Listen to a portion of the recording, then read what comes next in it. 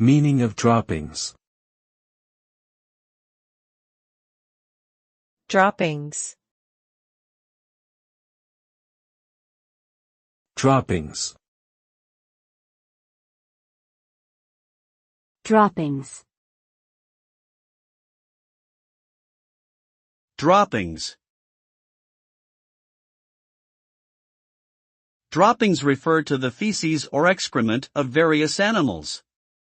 The term is commonly used to describe the waste material left behind by birds, rodents, and other small animals. Droppings can vary in size, shape, and color depending on the species of animal and their diet. They can also carry diseases and parasites, making them potentially dangerous to humans.